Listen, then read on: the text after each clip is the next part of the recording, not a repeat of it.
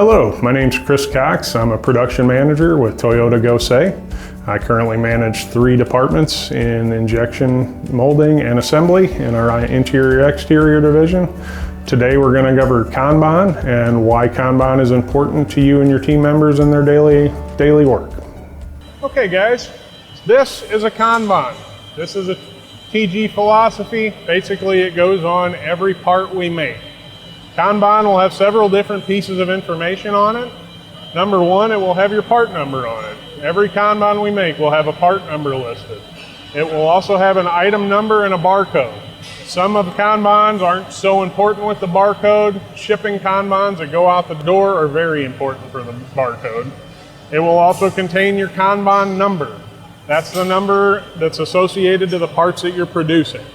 It will also contain the section that the part's produced in or the section that the part's pulled from. You can see this part's produced in B section. It will also have a program number. That's the program identifier for the vehicle that you're making the part for. It will also have the quantity, so the number of parts that go into each KanBan as far as lot size goes. So this is like money. We do this for every part we make. You don't do anything without it. We make sure that all of our parts match our KanBan whenever we get to a full lot before we put the KanBan on the box. So, from a team member perspective, as we come in for the day, this tells you what you're scheduled to run for the day on an injection machine.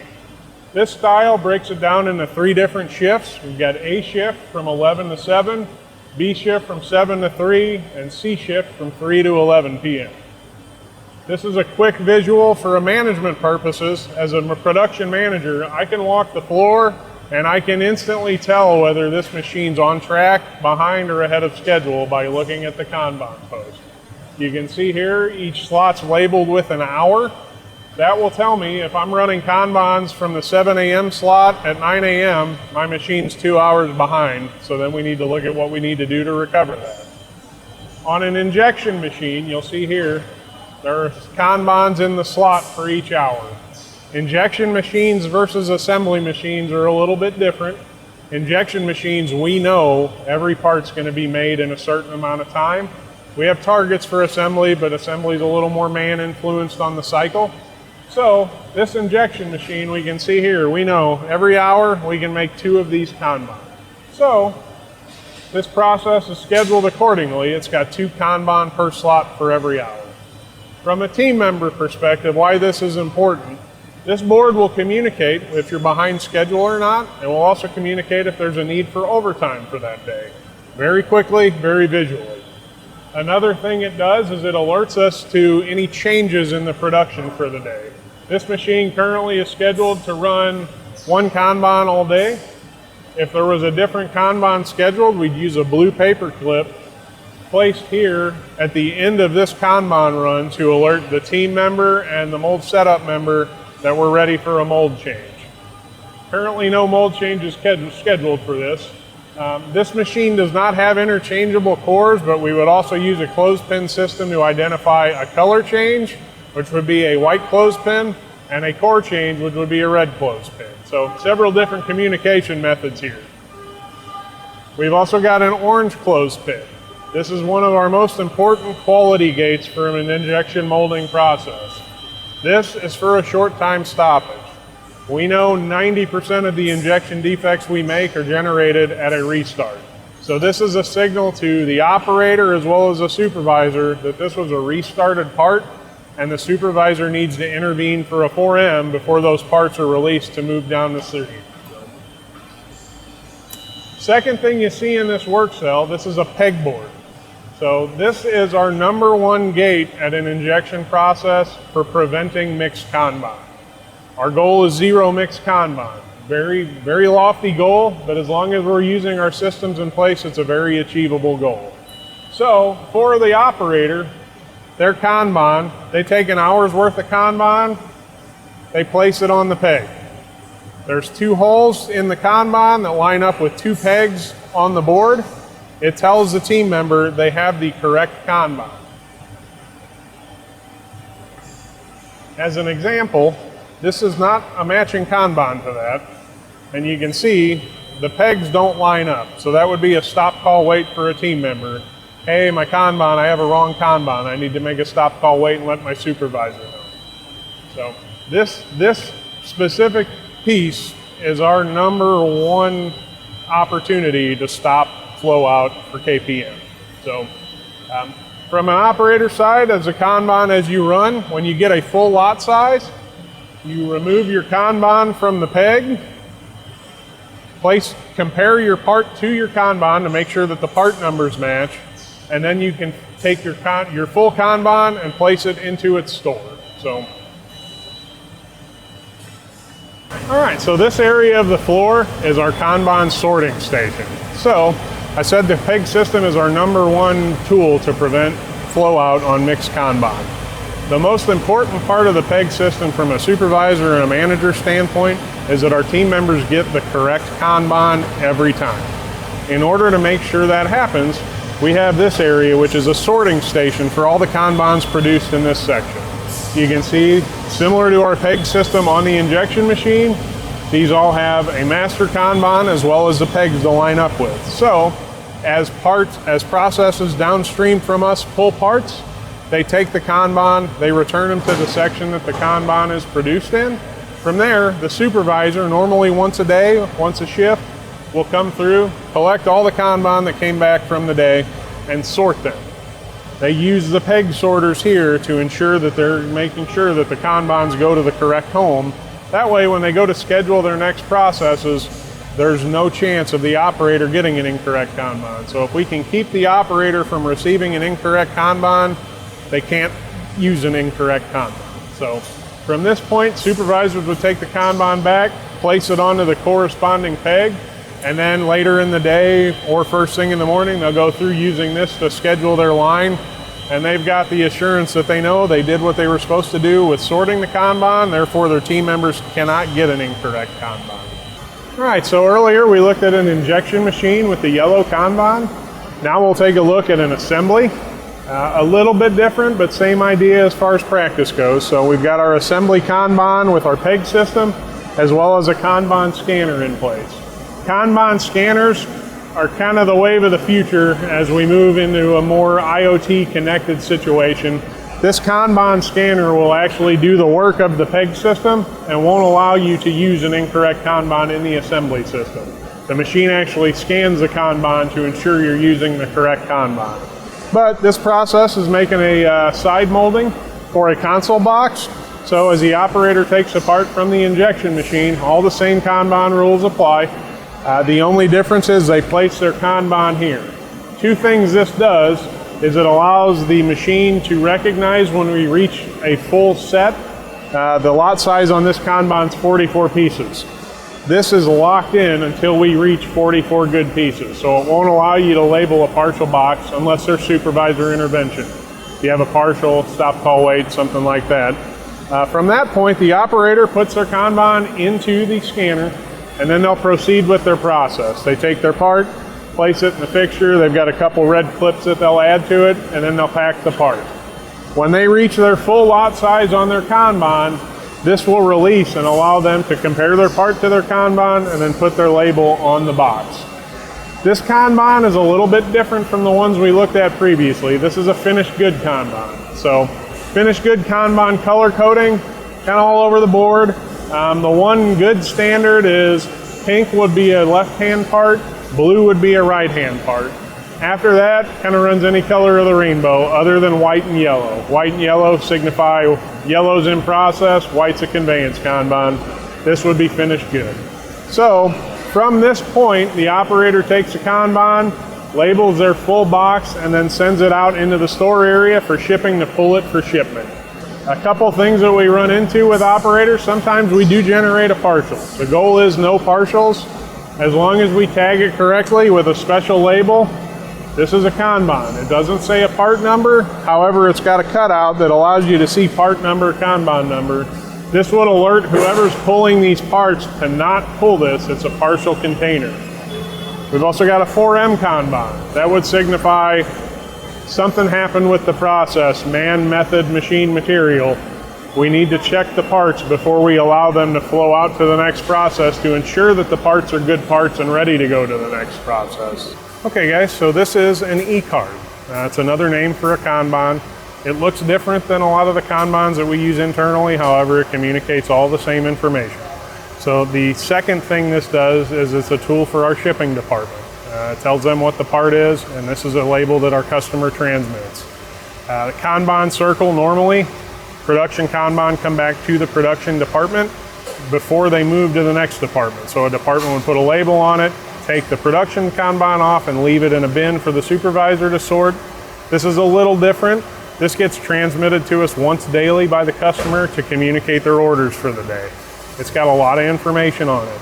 The pertinent information from an operator perspective is KanBan number, part number, quantity, which it'll tell you how many parts go in a box. Communicates all the same information as our internal KanBans that we reuse over and over. It also has a little bit different information as far as a route code and a truck time. So that'll also tell you this part specifically leaves 7:14 at 11:15 in the morning. So we know we've got to get this part out to shipping usually about an hour before that time so they have time to process it for the ship. Second thing this does is this is in part of a KanBan scanning system, similar to what we looked at the injection side. The operator will feed their KanBan into this scanner station. That will cue the machine to look for the correct option. So if you're supposed to be running a black glove compartment console, this won't let you run a gray glove compartment box labeled as a black glove compartment. It's called a pokey yoke on the machine side. It's to prevent the operator from assembling anything incorrectly. So this cues the machine as well as tells the operator what's needed to run the process. So from an assembly standpoint, the scheduling's pretty well the same as injection. You want to understand how many KanBan per hour you can produce, and as well communicated. So again, the communication on the injection side, we had a 3-shift cell. We had A, B, and C shift. Each had their slot for scheduling KanBans. This is a 2-shift process, but it usually only schedules 1 shift at a time. So you can see hour 1 through hour 8. And they also know that they can run 4 KanBan per hour. So the operator would come in to start their day, do their pre-shift checks, any foolproof checks on the process. Then they would come in, take their KanBan, place their KanBan in their scanner, and then off they go. Their process is ready to run for the day. They can run their process. As they get the full lot size on this KanBan, the KanBan would then release, indicating to the operator that the KanBan's acceptable to label on the box. Box is full. You compare your part to your part number and your KanBan number, put your label on your full box, and shipping would come and process it for shipping. So we went over on the floor what a KanBan is, how to use a KanBan correctly, what does it communicate. One of the big things to the KanBan system is making sure you have the correct amount of KanBans in the system. Usually a function of TPS. The calculation that they'll use to assign the number of KanBans in the system will be based off some management targets as well as customer demand. So the important part on the customer demand aspect is we want to know how many KanBan, how many parts the customer needs every day. Usually that'll fluctuate a little bit, won't fluctuate a ton. So the way we come up with how many KanBans we need is customer demand, their daily demand, as well as your safety stock target. So safety stock is stock that you know you've always got on hand in case you have a machine issue, attendance problems, anything that would prevent you from making parts every day. The ideal is that you, at our branch, my target for our safety stock across all 3 departments is half a day. So I know that as we're running and I deplete inventory, I know when I get to that half a day mark, A, it's time to run parts again, and B, we're at that half a day mark. That's kind of our critical inventory in order to protect our customer as well as ourselves against any missed shipments. So the KanBan calculation as far as overall KanBan in the system would be based on the customer's daily volume as well as your safety stock target. KanBan calculation as far as scheduling goes, where you get into the supervisor's kind of daily tasks. So they need to know how many parts you can produce an hour. If you can make, and that'll tell you how many KanBan you can produce an hour. So if you can make 10 parts an hour and a full lot size on your KanBan is 100 parts, you know it's going to take you an hour to run that KanBan. That's important for scheduling with your operators. That way they have a clear picture when they come in every day of understanding how many hours they're going to run that day. It'll communicate any overtime necessary, or it'll also communicate potentially if they only have a half a day to run this process, then they'll move to another process. So the KanBan, we do weekly, sometimes monthly audits to ensure that we're still at the correct level of KanBan. In a perfect system, we'd never lose them. They wouldn't rip, tear. They do tear sometimes. Sometimes they become illegible. At that point, we'd have to replace them. So through the KanBan audits, we maintain our KanBan system with the correct amount. If you don't have the correct amount, you can underproduce, which is bad. You're gonna miss a truck, short a customer or something. If you have too many in the system, you're going to be wasting labor hours overproducing. So what the KanBan does is help us spell out our production system and maintain the correct amount of inventory at all times. So as far as KanBan rules go, like I said earlier, treat KanBan like money. We don't do anything without money. So as long as we treat it like money, you're not going to lose them. I don't go throwing money around too often, but we want to keep it treated as money. We don't make a part, we don't move a part without a KanBan. Key, very key. You know, our goal, I've said it several times, but our goal is 0 KPM, mixed KanBan. In order to accomplish that, we have to handle the KanBan correctly and follow the KanBan rules. So special signs on boxes. Make sure if you're making a partial, tag it as a partial. Shipping a partial box to a customer is the same as shipping the wrong part to a customer. They count it as a KPM item and our zero goal is done.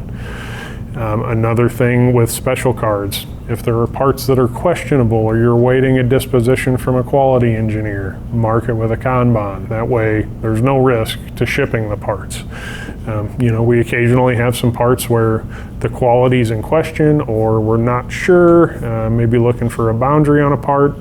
We want to keep those parts in-house until we understand the disposition. That way, if QE determines that they're good parts, take the special card off, put them in the right store area, they're good to go. If the QE determines that they're no good parts, we can dispose of them correctly. Just key that we're handling the KanBan through the system all the way. Another thing, don't be shy. Bring it up every day. I always try and have supervisors make it a topic in their SOS. It doesn't have to be KanBan is that. Make it useful to your operators. Use a frame of reference that affects them every day. The KanBan scanner. KanBan being money, the shape of it's very similar to a dollar bill. They fit in back pockets really easily. We don't want to do that. We want to make sure that we're treating it like money and it stays where it belongs as well. So one of the tools that we use for daily volumes is our forecast. We've got a couple different forecasts. There's a 13-week forecast that'll give you kind of a bird's eye view of how many vehicles the customer will be making that week. It'll break it down by model for several different models, and it'll give you the week you're working on, as well as the next 12 weeks into the future, kind of for future planning. That way you know how to allocate your resources over that 12 weeks. The second forecast we use is a little more specific, and it'll break down certain parts. We call it the 14-week forecast.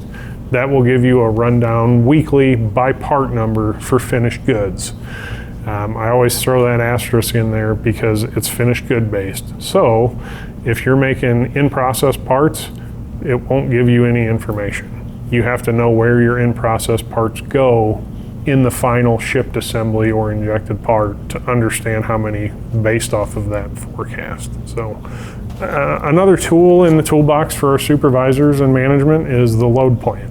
A load plan is basically a document that you can refer back to for injection and assembly that will tell you the standard cycle time for the parts you're making, which will tell you how many parts per hour you can run.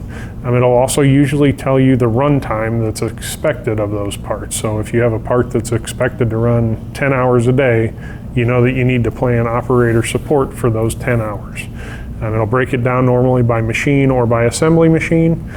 It'll give you, on an injection machine, normally we're running several different molds on an injection machine. So it'll tell you each mold that's running on that machine and then how many hours a day you need to make the customer's daily volume for that week.